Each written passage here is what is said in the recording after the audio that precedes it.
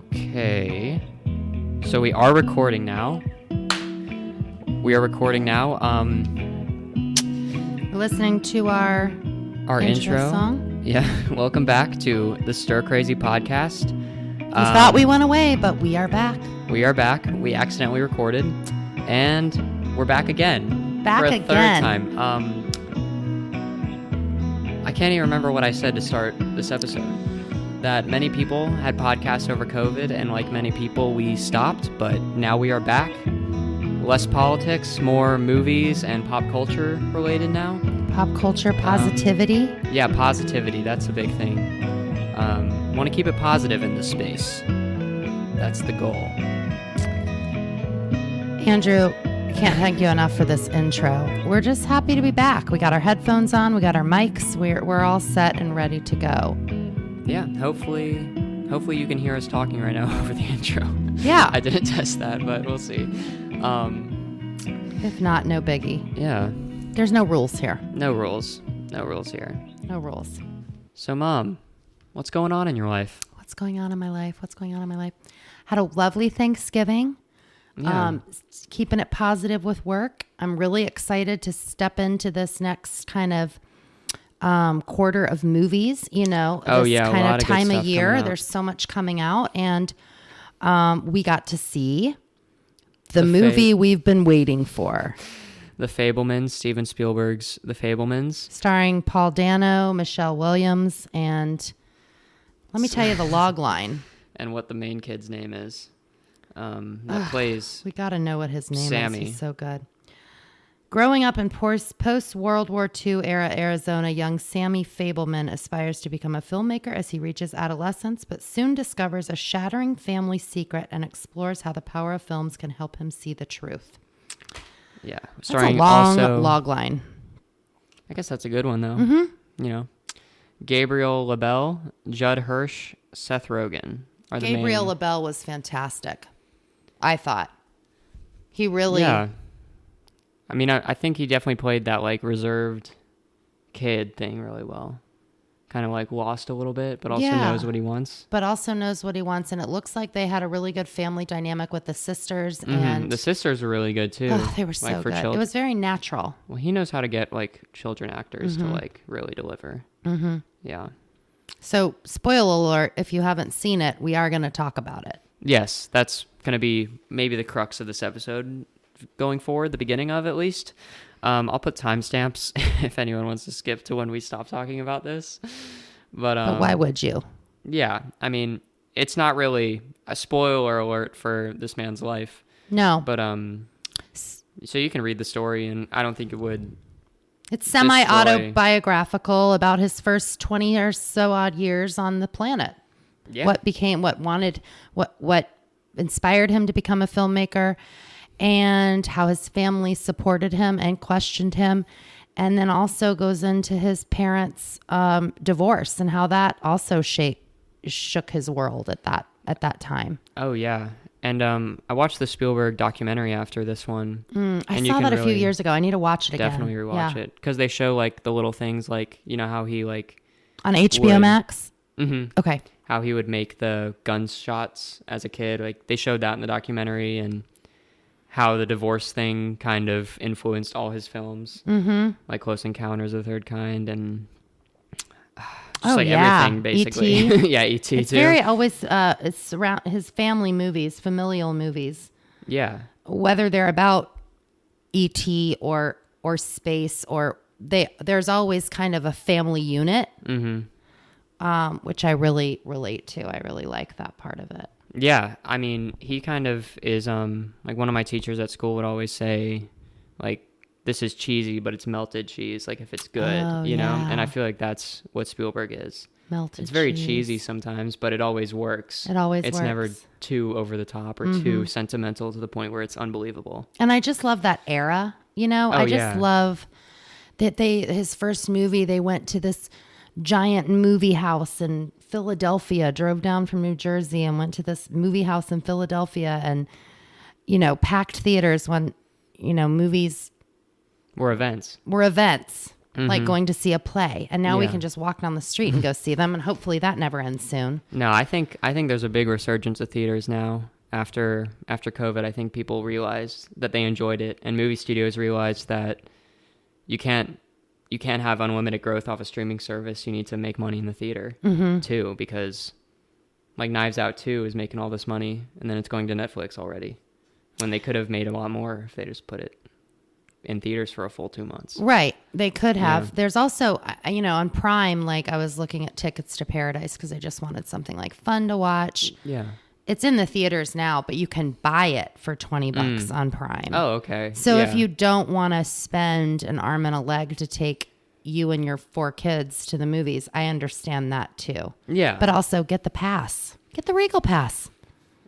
Yeah. If you don't have kids, I guess if you had kids. But you'd have to use it. Oh, yeah. I mean, if you're seeing at least, I think you need to probably see at least 20 movies a year for it to be worth it, which I think everyone should go to the movies. Mm-hmm. But some people never do. Like if I'm not mistaken, Karen and Matt's last movie was The Departed. It was. They do not go to the movie theaters. And Karen actually doesn't like to watch movies at home either. She falls asleep very quickly. The other movie that she loved that I saw in a theater with her that was probably the one before The Departed, years before The Departed, was the Johnny Cash movie. Walk the Line. Yep. And she loved it and she cried. And you'd think that'd bring her back. Have Lucy and Charlie been to the movies? I'm sure they have. That's a good question. Because I was just thinking about that. We should take them to the movies when we go visit. We should. Yeah. Avatar. Ooh. Maybe we could see Avatar 2 Avatar 2. I was watching Papa's expression when it came on commercial at Thanksgiving. Oh, was he excited? And he was like this. Just staring. And I was like, are you excited? I don't even think he heard me because he was just staring. And then afterwards he said, oh, gotta see that. Well, that's his type of movie. Sci-fi. I'm excited to see how it's, developed since it first came out. Yeah, I mean, it was supposed to come out, this second one was supposed to come out like 3 years ago. Really? They just kept pushing it back. Huh. I think he filmed 2, 3, and 4 all together. Oh. Or he's still filming 3 now. Okay. And this one cost reportedly around $350 million. Most expensive, one of the most expensive Saldana's movies making ever. that Avatar money, baby. Oh yeah, do you hear about? I saw this clip. Matt Damon, he turned down Avatar 1 and he would have gotten 10% of the box office. Yes. So he basically turned down. He said that was the dumbest decision he's ever made. 10% of the box office. $200 million right He was doing the Bourne things. Damn, well, he's okay. Yeah, he's doing fine. Everybody, don't worry about Matt Damon. I think he's doing just fine. Yeah, after that and the crypto commercials. Yeah, he's got. I get it though. He's got 4 kids. We gotta. How is he gonna raise them? I don't know. Only $50 million. Not a clue. Not a clue. Yeah. Yeah. He'll be fine. He'll be fine. We're not worried about him. What else was I saying? Oh yeah, I watched an interview with the parents get divorced. Oh yeah, back to the Fabelmans. The mom is his mom is a very free spirit. You can see he got that from her, and he got a lot of things from his dad too. Patience, I would say. Mm-hmm. He seems like a patient guy. But his dad, they got back together later in life because he just never stopped loving her. He just let her leave, and he didn't tell the kids that. Yeah, wild. Told him it was his idea to protect them. Mm-hmm. Even though, I think even in the documentary, that's love. Spielberg never says like he knew because they were still alive. He was waiting for them to. I don't know if he meant to wait for them to pass away. Yeah, but it kind of worked that way. He just said he just kind of buried it, and that kind of came up here that he did discover his mom's affair and just kept that in and didn't tell anyone. Mm-hmm. Did he tell his mom later in life? In real life? I think the movie is like how it happened, where he shows her the movie. Okay. I don't think he made that I don't know if he did that. Oh, you don't think so? Yeah, I don't know if he just kept that too close to his chest, but that's actually what happened. I'll see. I think that was his perspective. You don't think he showed her in the film? Spoiler alert. Yeah, spoilers if you're listening. Oh, that was such a hard scene. He shows her the film that he discovers. He accidentally filmed them kind of getting cozy. The mom and the friend. And the friend. I don't know. And he was so mad at her and he wouldn't talk to her. And then he shows her this clip of them walking through the woods and holding hands and is like, I know what's going on. Maybe that was a little bit of creative license. I'm not sure. We'll figure it out. But unclear. Either way. But yeah, so Jonah had a visceral reaction to this movie. Oh yeah, I was crying the entire film. Mm-hmm. The entire film. I think probably... I couldn't tell. I would look over and I'm like, okay, your eyes are definitely wet. But then I was dealing with a snorer on my right, this woman who fell asleep and was literally snoring. And that's almost worse than using your phone. What is she doing? Yeah. But yes, I had a feeling it was going to be a West Side Story thing at the end, and it was. With your crying. Oh, I mean, I just love movies so much. I know. And I love that you love them so much. I probably cry every time I go to the theater at least once. Sure. Just sitting watching the trailers, like, gosh, I love this. Like, just like when the music goes and the people are into it, it's just like the best. Yeah.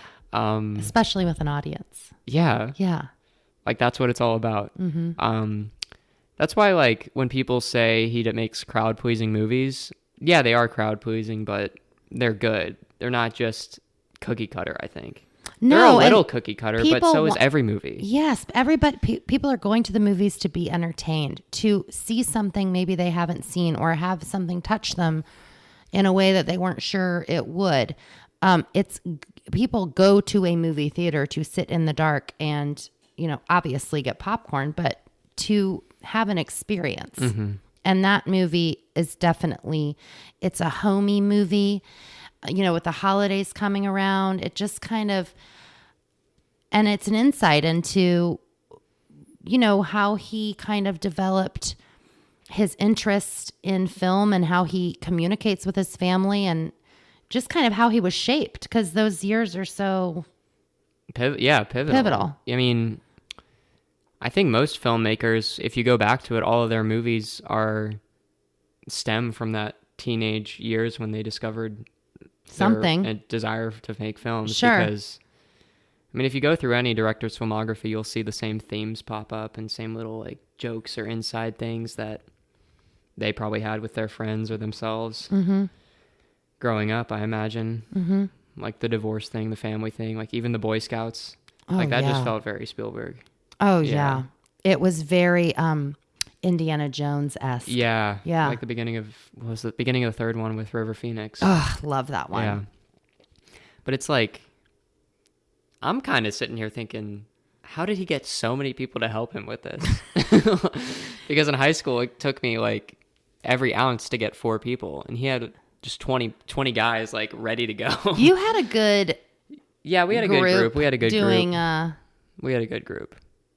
But his movies are like, had to cost a good bit of money. Maybe I just wasn't willing to put up all the money that he was. Also, there weren't phones and like the Western and stuff. computers and not a not a lot of TV. It was like you really did make your own.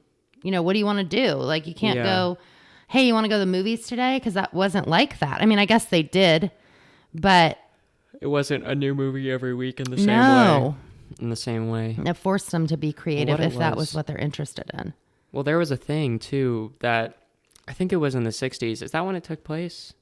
Because there was some law in the 60s until 1969 where movies couldn't have certain violence or sexual things. I know that he graduated from high school 2 years before Mary Pat.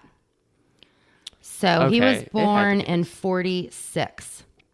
I did the math when they did the high school. Dang. The high school beach movie when he filmed that part for his high school senior night. Class of 71? Class of 60-something. But I did the math because Mary Pat would have been 16. So. Oh, wild. He's still cranking them out at 75. So, yeah, I mean, she would have been 16, at 48 plus 16. It was like class of 64 or something. Yeah, so something maybe, like that. Yeah. Dang. He was 18 in 64. Okay, yeah. I mean, at that time, I guess filmmaking was still pretty... It was way harder to break into, probably a smaller industry, or not smaller industry, but less people making them. The barrier to entry was way higher because he had to get a camera like that and learn how to do film. Now you can just do anything. Sure. Yeah. And the studios hired actresses, and they had them under contract. The studio did, and said, okay, this is what you're going to do. This is the movie you're going to do. That's what he did too at first for TV, I'm pretty sure. He did TV directing to start I need to watch the Spielberg documentary again because I just do really like him. Oh yeah, he's such a wholesome guy. You can tell he just... Mm-hmm. And the casting was fabulous. The casting was so good. Even the mean guys at the... Oh, yeah. I mean, like even that... It kind of took my breath away. And it was just like, God, people were doing that? But I guess people do that now. Yeah. And that was closer to World War II, so... Ugh. But at that time, too, like, that's what I was saying. But I wonder if he really had that girlfriend, the Christian girlfriend. Because that was hysterical. She was so funny. I bet it wasn't. She wanted a Jewish boyfriend because he was Jesus, because Jesus was a Jew. And it was hysterical. But when they drove up to the dance together, that was such, and I know he didn't do Back to the Future, but it was such like Back to the Future vibes. Yeah. Well, I think he produced it, I want to say. Did he? Yeah. Yeah, I think he produced it. So it's kind of like there's an homage to that. There's an homage to the Indiana Jones, know. Yeah, you see a little bit where everything kind of came from. We highly recommend it. It's going to win Best Picture, I think, possibly. Definitely nominee. Definitely nominee. It will, or Everything Everywhere will upset it, I think. Like that's what I was saying with the cheesiness stuff. The Bullies felt so over the top, but it worked. It was like Biff. Yeah. I wonder if he did. I know Robert Zemeckis. I'm pretty sure he did. Oh, really? I'm like 90% sure. Well, I think they were all buddies back then. Sure. So they would have a hand in each other's stuff. Yeah, I heard a podcast of Quentin Tarantino talking about how Steven Spielberg called him up when, it was Oscar time or starting to come up, and Pulp Fiction was in the running, and Forrest Gump he had just done, or Robert Zemeckis had just done Forrest Gump. Who did Forrest Gump? Robert Zemeckis. And duck hunting. Yeah, they went duck hunting, and he just said, it was very scientific about it. Yeah. But I just love that they went duck hunting together. Yeah, just to like diffuse the competition a little bit. Ugh. Because that's not really like what matters. They didn't start making movies to make Oscars. Exactly. It doesn't really matter at the end of the day, I don't think. No, not at all. Even though it is, a nice prize, I imagine. It's not the reason you do it. I don't see him in it. I think he's just friends with Robert Zemeckis. Okay, maybe I was wrong. But we can look it up later. I'm pretty sure. But yeah, the touching part for me, I just have to get this in here, was when the mom was saying to young Steven that she didn't owe her anything. Yeah. I just felt that with the mom and the son. Because I'm saying here, you don't owe me anything. But I know that you want to make me proud. And you make me proud every day. I'm just going to say that. Thanks, Mom. But that was so good about you make Michelle. Me proud. Thank you. Do I? Yeah. Aw, thank you. But I loved the relation. I think that was Michelle Williams did such a good job of playing his mom, because you really felt those motherly things with the young Steven and the teenage Steven, and they just did such a great job. Yeah, she's one of those actresses. Executive producer. Okay. And Goonies. Yeah. Yeah. That makes sense. Okay. That just gives her all into everything she does. You can tell. Mm-hmm, she doesn't really hold back at all. Just came from a little show called Dawson's Creek and blew up. That? Oh yeah, she was one of the main people. It was Michelle Williams, Katie Holmes, James Vanderbeek, and Josh Jackson, and Rebecca Pacey, Dean, and Rebecca Dean. Yep. Yeah. But Paul Dano? Thoughts on Paul Dano? Paul Dano. I enjoyed his performance. I did too. He really plays just... I saw in the interview with Spielberg where he said Paul Dano just is very... It's kind of the same thing with Michelle Williams. He kind of just plays it really real and authentic and gives himself to it. He doesn't push or hold back. He just does it authentically. Agreed. I like Paul Dano because I really like Zoe Kazan too. That's Zoe Kazan. Oh, is that his? She's her dad is wife or partner? Partner. Her dad is Elia Kazan, who is a She looks really familiar. playwright. What is she in? She was in something recently, I think. She's in She Said. Oh, okay. That's coming out that I also want to see about the we should Harvey see that. Weinstein of it all. With Carey Mulligan, who I also love. Oh yeah, Michelle Williams. But she wrote. Oh yeah, she's a writer, I think. Yeah. She wrote Wildfire. What was that movie with Carey Mulligan and Jake Gyllenhaal? Oh, didn't Jake Gyllenhaal direct that? Wildlife. And Paul Dano directed it. Paul Dano directed it. I think she wrote it, or he wrote it with her. Anyway, I just find them, they're movies like, I don't know, you have Tom Cruise, like movie star, right? Yeah. Ultimate movie star. But then you have like, and they are movie stars, but they fit into what they play so well. Well, there's, did you see, or I sent you this podcast, I don't know if you listened to it, but it was Matt Smith on Happy, Sad, Confused. Oh, and he's like, I love to play this game, movie star or actor, where you say an actor and you're like, are they a movie star? Like Tom Cruise is a movie star. Sure. But there's certain actors who, like Bradley Cooper, is he a movie star or is he an actor? Oh, that's a good question. He's on the line because he brings in movie star bucks. But I would say he's actor. An excellent actor. Yes. Yeah. But you wouldn't call Tom Cruise an actor? I don't know. No, but he's more a movie star. Brad Pitt. Movie star. Yeah. Yeah. Joaquin Phoenix. Actor. Yeah. Actor. You can just tell. Like Keanu Reeves. Movie star. True. Have you seen the John Wick films? I have not. You should. They're really good. Yeah, they're really good. Are they? They're action films, but I think better than... Is he a real person or is it a superhero? Or no, he's a real cop? person. Okay. But he's like an assassin in retirement. Okay. Dog gets killed, seeks revenge. Yeah. Sounds like a Liam Neeson kind of thing. A little bit, but it's a lot better than the Taken movies, I think. Excuse me very much. No? Liam Neeson? Liam Neeson's great, but I'm just saying the John Wick films are a lot better. Yummy. I mean, Keanu's yummy too. Don't get me wrong, but oh my goodness. Yeah, I love him. And my boyfriend Ray Fiennes has a movie out. Yeah, The Menu. We need to see that as well. We are definitely going to see that. That's also in theaters right now.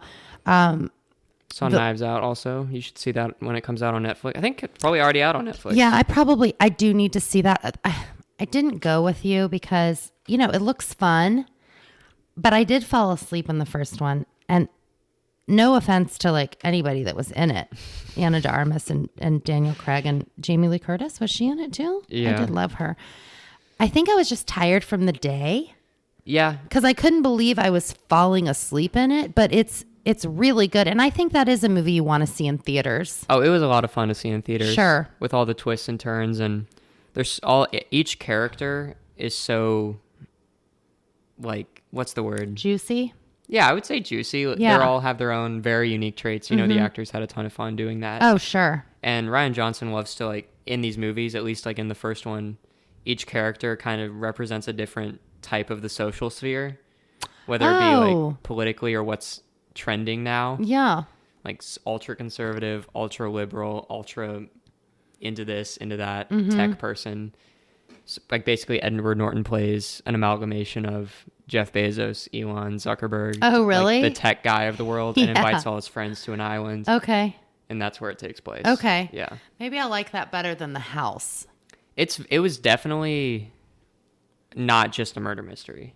Okay. I would say that it's way more than that. Well, then maybe I'll see it again with you. It wasn't just part 2, you know what I mean? I'd see it again, just for sure. Just not part 2, yeah.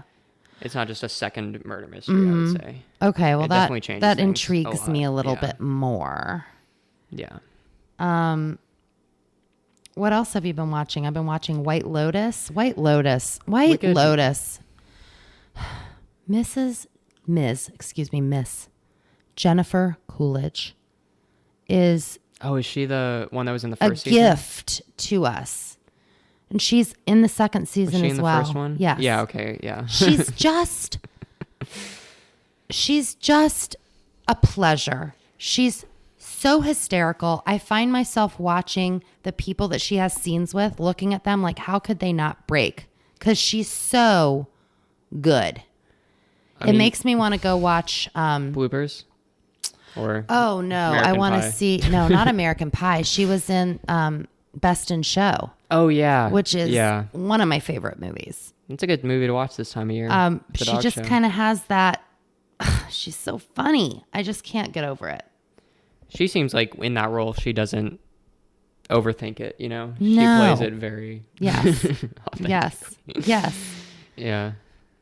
She just gets the beats. She gets the character. She gets the beats. And I notice, like, you notice kind of, maybe because I'm like reading with you and whatever, but you just notice when she takes a beat or an extra beat, or that's like her choice to take that beat, and it just totally works. Like the slow down and the reaction of it. She's just, she's a gift. She's so lovely. And I just love seeing her just, on the Target commercial. I'm like, yes, Jennifer Coolidge, we're back, baby. We never left, but make that Target money. Yeah, why not? Yeah. Is the second season of that much different from the first? Because I got through the first episode of the first season, but didn't feel compelled to watch the whole show. It's pretty, it's kind the of show just seems kind of, is it a commentary without, because I don't feel like I don't know what happens in the first season. It's a real dry kind. It's people at a resort and the people that work at the resort, and a mixture of just like the asinine things that people ask for at resorts that are like super rich, that are so out of touch with society. And they're, complicated and intricate. That one was at a resort in Hawaii. And it was very good. Miss Connie Bertone, Coach Taylor's wife, Tammy Taylor. Love Tammy Taylor. Sydney Sweeney was in it. And it just kind of goes through these different families staying at a resort. Now, and it takes a turn. And it's pretty wild. Now, this one, I thought I was going to sit down and be able to stream the whole thing, but it's every week. So I was like kind of bummed after I watched the first two, but then when I sat down the other night, there's already 3 there. So I watched one, and now I'm ready to like continue the binge. So it's a weekly thing. It's not. It's a weekly thing. I prefer. You'll be able to binge. You'll be able to binge. Yeah. I don't think there's more. I don't want to say there was more than 6 episodes of season 1. So I don't know if there's going to be more than 6. There's 5 episodes out right now of this, and I haven't gotten through it all. But Aubrey Plaza's in it. There's a couple, 2 couples that are together that two of the guys were college friends. One of them made a lot of money and the other one's kind of a skeezer. It's in Naples.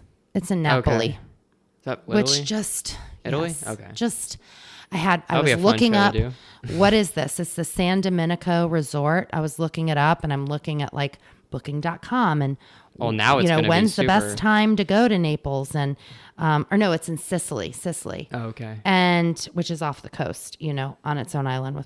Anyway, I'm ready to go back to Italy. I'm ready to go back to southern Italy because I just find it there. Beautiful place. So wonderful. Yeah. What else are you watching? I was gonna say House of the Dragon. Hold that thought. House of the Dragon. House of the Dragon. Wow. When I heard it was coming out, I thought, how are they going to do this with Game of Thrones just being like a 10 out of 10? Like, how are they going to bring that energy? And boy, did they bring that energy. I wasn't sure how I would like the fast pace of the growing up. But I'm fine with it. I love that. I'm totally fine with it. I also didn't... when I realized by episode 8... that most of the show takes place just in the castle, in the courtroom, not so action-y like the original Game of Thrones I felt like was. I don't know, but it gives spread over way it just makes the world realms. feel way bigger, even though it only really takes place inside castles most of the time. Right, or outside with the dragon, but it's really in King's Landing or Dragonstone. Yeah. Because it's the story of the Targaryens. Now I know that her Aunt Rhaenyra, I know her name's Rhaenyra, but then there's Rhaenys or whatever. Okay, so Tamara and I were talking about this. And with the sea the names. guy. Yeah, so I think Targaryens are of Valyrian blood, but that guy's last name is like Valeria or something. So it got kind of confusing. Yeah, because I'm like Valyrian, old Valyria. And I think that's old Valyria was where the crab people were. The whole crab thing in like episode kind of 2 or 3 confused me. That thread kind of lost me. I thought it would matter more. I'm like, oh, it's the crab people. And then he flies in and kills the crab people. And then they come back and I'm like, who are these people? Must have been in the book or something. But there is something I read that like, the crab people is somehow related to the old scepter guy that like walks Cersei down naked in King's Landing in Game of Thrones. Oh, the shame scene? Shame. Damn. Oh, damn. That was tough. That show. Yeah. I started watching Game of Thrones again. I'm in season 1. It's just, They're making a Jon Snow show too. And it was Kit Harington's idea, apparently. I don't know how they're going to do that. We know the story of Jon Snow. But he's alive by the end of the show. Maybe it's post Game of Thrones. Ooh. So, yeah. Because he becomes the... No, Bran does. Oh, Bran does. That's right, Bran. So then they get into the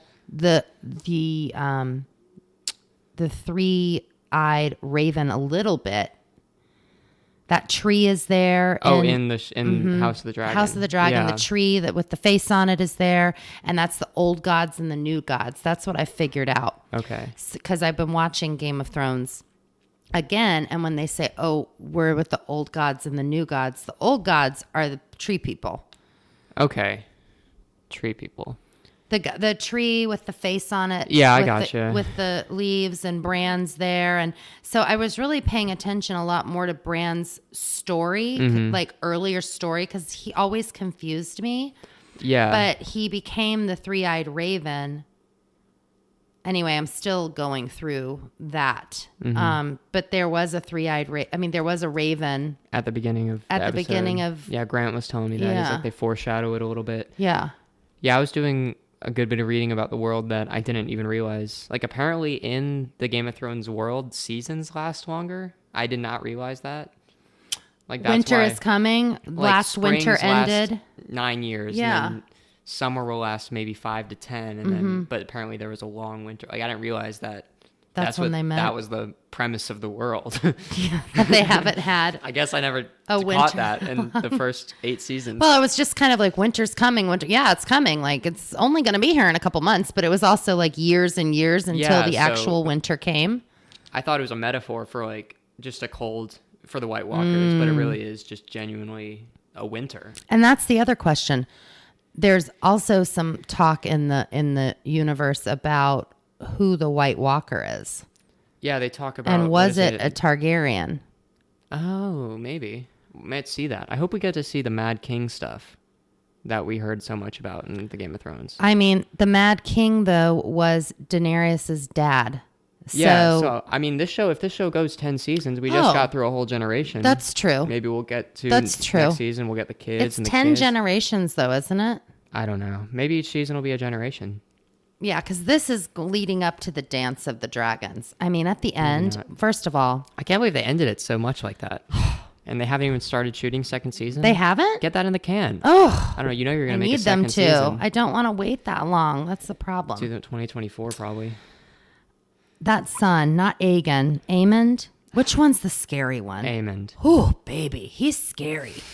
I mean, his jaw, he's very William Dafoe, the Green Goblin in Spider-Man. I get it a little bit. Do you get that? I mean, he's like... Oh, like the mask. Yeah, the mask. Oh, is the mask the pointy chin? Yeah, Dafoe doesn't He have a looks pointy like chin. the mask. That's wild. He's good, though. Neither compliment or critique. But I didn't feel like... For me, the kids, when they became the 19-year-olds or whatever, didn't match necessarily. Yeah, the two little bastards were tiny and not the feeble. bastards. The other ones. The white-haired ones. The Targaryens. I don't know. I remember the guy that got his eye taken out. Yeah. I didn't feel like he would grow up to be that guy. No. But you knew something was going on. No, but they did a good job overall, I mean, he did tame the dragon. Yeah, he changed a lot in that day. He stole their mom's dragon. Like, that's some balls. But when he came around and snapped that kid, he was like, the look was like, oh, fuck. Damon's going to kill me. I'm so excited to see what Damon does. I want to see Damon rip his other eye out. But he's also horrible. But he's okay. But I like him in a way that I like him. Like Ramsey, I was always nervous watching Ramsey on screen. I'm just like, oh my God, he's so, Damon kind of came around when he was okay with Rhaenyra being queen.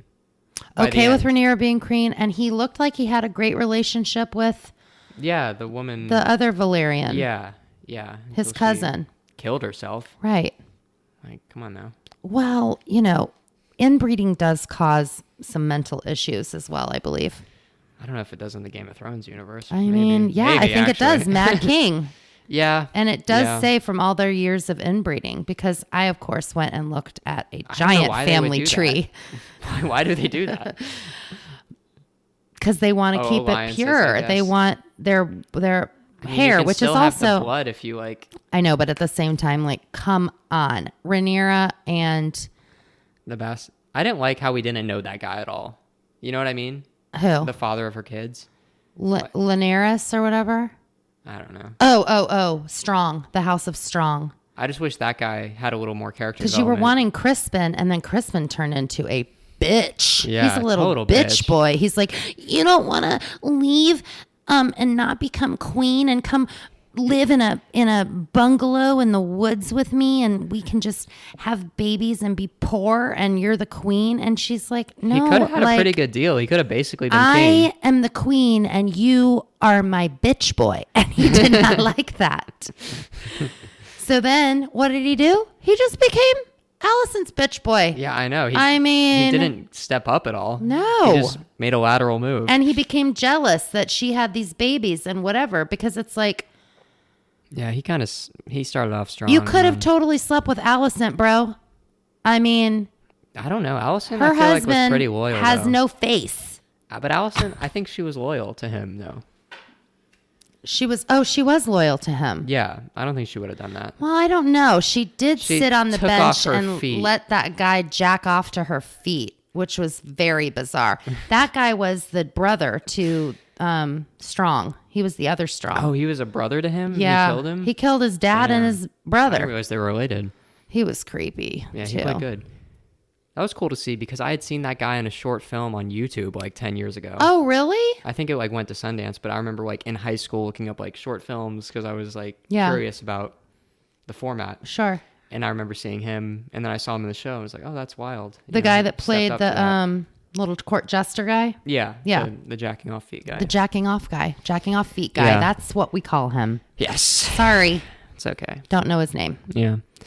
And unfortunately, I have to shower now and go to class. Okay. I'm sorry to cut it short like this. Listen, we are back, baby. We messed are up back. Initially. We don't need to tell them all of our... I know, but I want it to be an open... It is. If things are wrong, I want people to know why. I don't want them... This isn't a movie where they have to accept it. You know what I mean?